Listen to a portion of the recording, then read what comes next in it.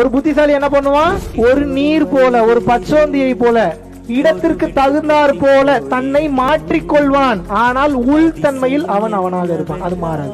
உங்களுக்கு கணிக்கிறதுக்கு விடவே கூடாது, மாறிக்கிட்டே இருக்கணும். உங்களோட இன்சைடு கேரக்டர் நான் சொல்லல, அந்த ஆக்ட் பண்ணக்கூடிய கேரக்டர் இடத்துக்கு தகுந்தாற் போல மாறணும். நான் இப்படித்தான் இருப்பேன், வளைஞ்சு கொடுத்தே போக மாட்டீங்கன்னா அடி நிறைய உழுகும். உங்களுக்கு எழுதி வச்சுக்கணும். இஷ்டத்துக்கு ஊர் சுத்துங்க, நல்லா சாப்பிடுங்க, பிடிச்சதெல்லாம் பண்ணுங்க. ஆனா எதுலயும் அடிக்ட் ஆகி சிக்காது. எவனாவது ரொம்ப நல்லவன் சொல்றானா தயவு செஞ்சு ரசிக்காதீங்க. ரொம்ப பெரிய ஆபத்து. நல்லவன்ற டேக்லைனுக்குள்ள போயிட்டீங்கன்னாவே உங்களால வாழ்க்கையில நிம்மதியை பெறவே முடியாது. ஒரு உண்மையை புரிஞ்சுக்கங்க, இங்க நல்லவனும் இல்லை, இங்க கெட்டவனும் இல்லை. தேவைப்படுற நேரத்துல கிரிமினல் மைண்டா இருக்கணும், தேவைப்படாத நேரத்துல என்ன மைண்டா இருக்கணும்? கருணைகள் இருக்கணும். ஆக மொத்தம் உங்களை பாக்குறோம் பைத்தியம் பிடிச்சி சாகணும். நோக்கம் என்ன? இறைவன் கிட்ட போய் சேரணும். டிராவல் பண்ற அந்த தூரம் வரைக்கும் என்ன பண்ணணும்? இந்த லைஃபை ஜாலியா என்ஜாய் பண்ணிக்கிட்டே போகணும். இவ்வளவுதான் வாழ்க்கை.